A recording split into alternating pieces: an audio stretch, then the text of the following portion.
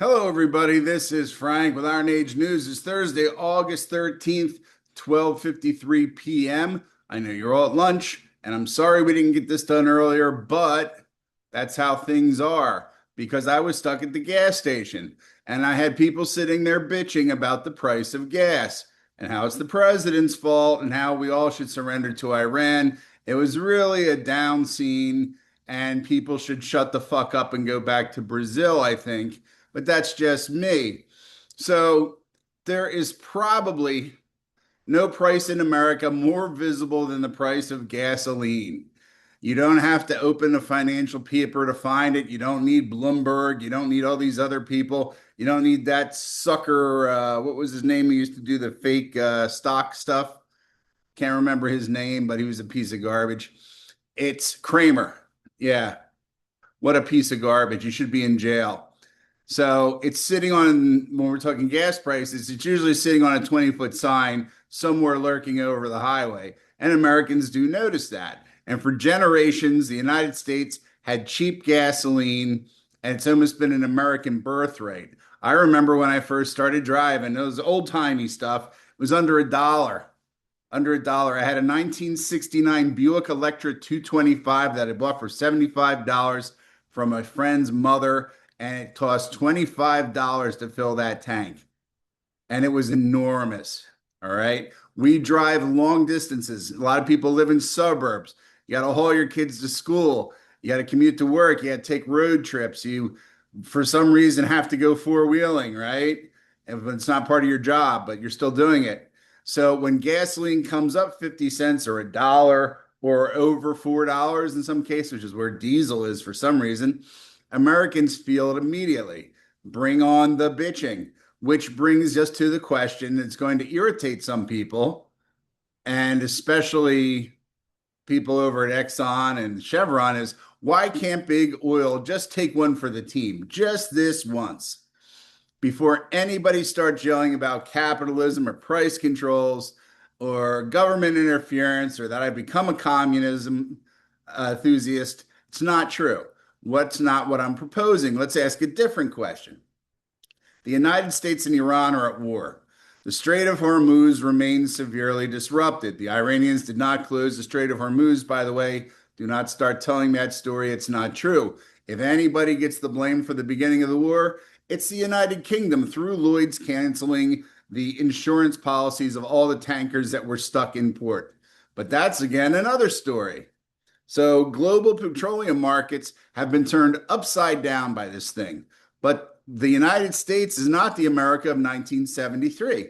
We are no longer overwhelmingly dependent upon Persian Gulf oil. In 2025, the United States imported about 490,000 barrels of crude oil per day from the Middle East. And I know that sounds like a lot until you discover that it represented only about 8% of total American oil, crude oil imports. 8%. And most American crude imports don't come from Saudi Arabia, Kuwait, or the UAE. They come from places closer to home, particularly Canada, and from the rest of the Americas. Throw Venezuela in there if you want, but that's only been recent again. So here's the obvious question.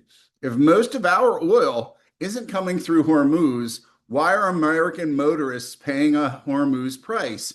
And why do we have to continue to hear the Bloomberg people bitching and moaning about how Trump has raised the price of gasoline?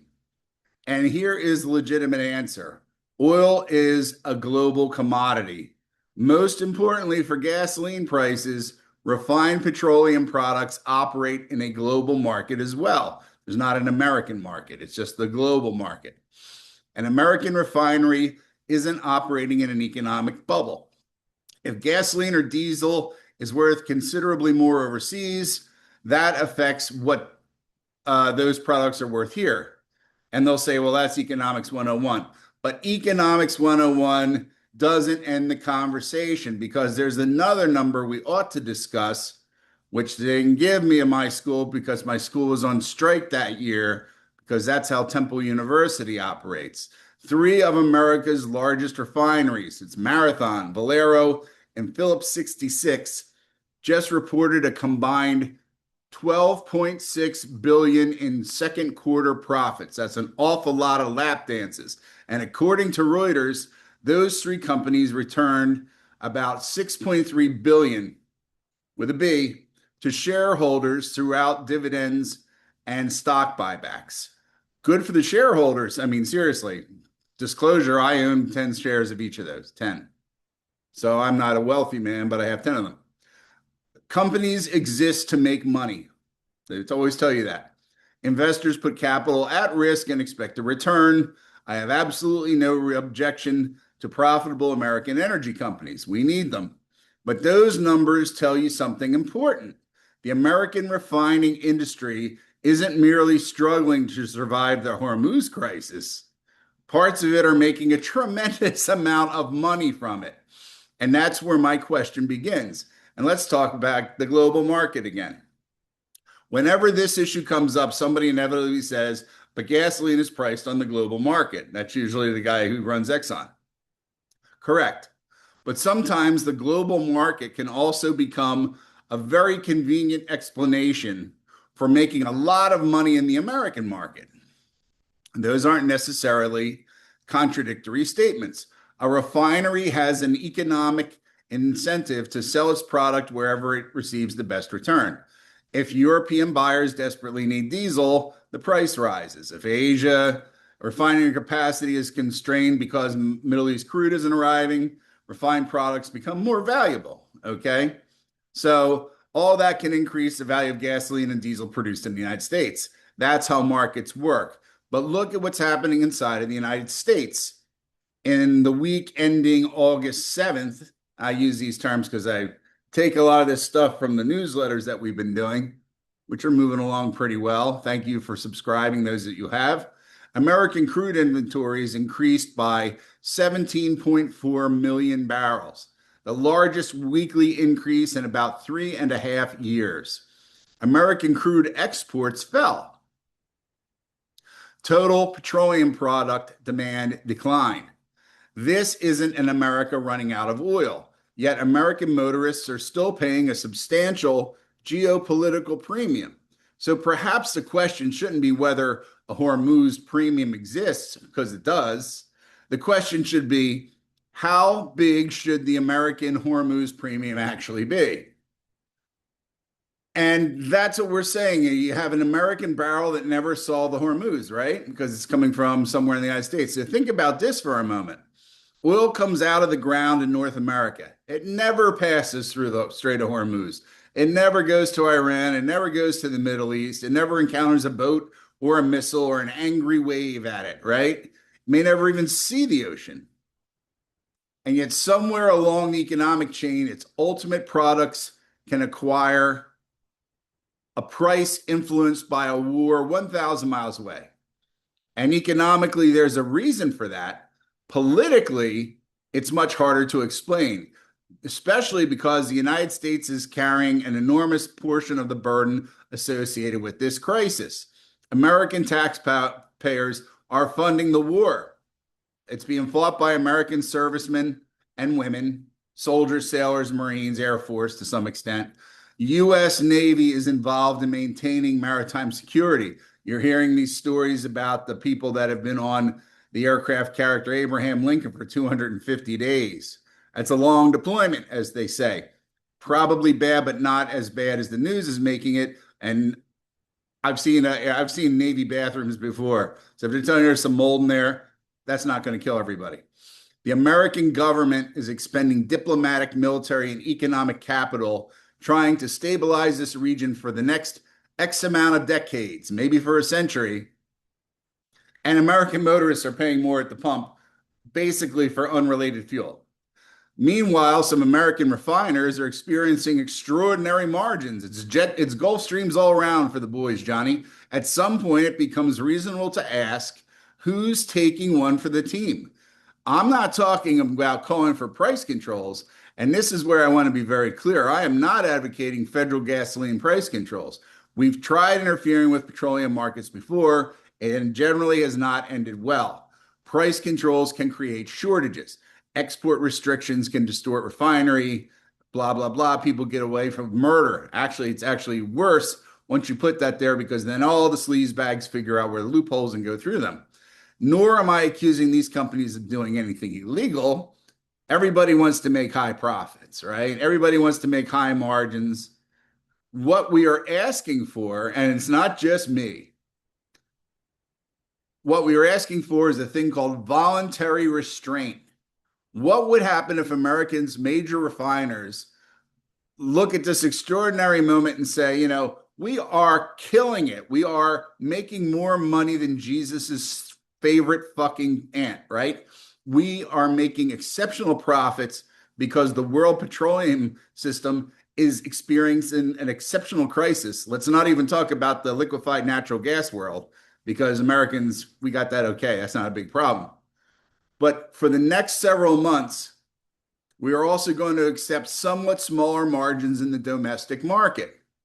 Not because Washington ordered us to, but because we're American companies and American consumers are carrying part of the burden of this war. That would be something very different from price controls. It would be a good faith gesture, and it should be done. And yes, there is an election coming. We also shouldn't pretend politics don't exist. The midterm elections are approaching, which is going to pit America versus communism. Basically, that's what you're left with. Americans vote on a lot of issues, but some people will accept communism if communism promises them lower gas prices in the short run. And they have an extraordinary psychological effect. Like everybody tells you the winter storm. I'm going to say there's a winter storm coming, a blizzard. What are the first thing everybody jokes about? Buying milk and bread, right? Gas prices are high, the world's bad. Gas prices are low, everything's wonderful. Okay? And it's because everybody sees those. Inflation statistics are abstract. The GDP is abstract. The federal deficit, it's a Rorschach test, right? So if America's petroleum industry wanted to make a good faith contribution to economic stability during wartime, helping push gasoline prices downward before the election wouldn't just help the administration, it would help the company. And there is another benefit for the oil companies themselves. Political pressure on them is already increasing. A good politician will decide that if I am a bad person in general, but I decide to go out and fight against the gasoline guys, I may be able to take this election and go back to being a bad person. And there you are, right? That's how this stuff operates. They're getting ready to have probably hearings on it. I didn't check recently. They're going to have a hearing on the aircraft carrier Abraham Lincoln. They make it sound like they're resorting to cannibalism. It's Lord of the Flies on there. It's not exactly true. I would go into the whole thing about that ship and what goes on with Navy logistics and where a fault probably occurred in this situation, but not enough to make it a catastrophic effect of Napoleonic War crew conditions, which is what they're making it sound out to be. This is the sidebar. We're not going to talk about that anymore. So most energy companies, as I said, would probably prefer there not to be any big investigative thing into what they're doing. And nobody explains. That's what bothers you with the news. The news will go into all this shit about someone's private life that has nothing to do with the issue. Here you have the greatest story going. If we were at war, a real war, like Iran says we're in, which they should really be careful about what they say, because if we have war powers and we're under the old WW2 situation, we will grind their bones to make our bread. That's why nobody ever gets around to declaring war anymore. If this situation that we are talking about with the oil and gasoline were to occur in old-timey America, World War II, the head of Exxon, Chevron, and everybody else would be sitting in Leavenworth with something up their ass and a rope around their neck because it would be considered war profiteering. I don't like to go in for extremes, and it cuts into my business by saying this kind of stuff. But yes, it would be, in my mind, I think we could get it through legal channels, war profiteering. Okay. So this is where this all stands. Those of you who are out there who are unhappy with it, I agree with you. I'm paying for To punish myself, I bought super for the duration of the war. Same as why I cut my own grass, right? If I can't do certain things, then I don't deserve to have the right to say certain things, in my mind. And these are small things. It's financially cost me. I'm not a wealthy person, and it costs me money to put the gas in there, the super, because it's like 35 cents more or 50 cents more sometimes. But if you support the issues that are going on, you have to do it. Okay. You don't have to. I have to, because that's my thing. All right. But there's no reason for this. If anyone tells you, oh, the president, if I hear one more person who doesn't understand anything, I am not the smartest person on the planet. I know who that is, but it's not me. And there is no, why don't you just learn a couple things before you open your fucking mouth about stuff? And I really get tired of it. And young children, you can educate them. Somebody who's in their 70s, there was a gap, I think, in knowledge between my parents' age and my age, that group that's in there, that really, really are criminally negligent in education. And I don't mean they didn't go to college. I mean, they don't have any fucking sense. In this day and age, if you have AI, and I'll end it on this one, those of you out there who are using AI for anything, consider AI to be, if you are a writer or a researcher, it's your assistant. If you're using AI like it's a god that's answering all of the questions, all your prayers, then you're stupid. Stop doing that. That's not how it works. It does, but you don't get the real answers, right? Not that this does, but imagine if you had three people working for you, finding the books in the library and picking out the stuff that you've already talked about. That's what that's about. That's what the people in their late 60s, 70s who are busy on the phone, they're looking at vaginas or dicks or whatever, because I have them when I go out to breakfast. I see the edge of your dicks you're looking at, you weirdo. I know what's going on with that stuff. That's fine. Don't bring your fucking phone into a small diner. That's what I always tell you. A little bit upset about this kind of stuff, but especially about this gasoline. So when people are telling you that evil Drumpfler, you would say the same thing about Joe Biden, except you would be right if you were talking about natural gas costs and costs of everything inside the United States, because he canceled the Keystone Pipeline and shut down all the different mining operations. That's a different kind of fucking you at the pump. All right. Once again, there was nothing that could be done by the government except for the cancellation of those leases and everything. But that destroyed these companies who've now decided, since they've gotten the wrinkles out of their belly, to come out there and fuck the American public over. Why it could just be just as much fun to fuck over the Europeans, which they are doing already. All right.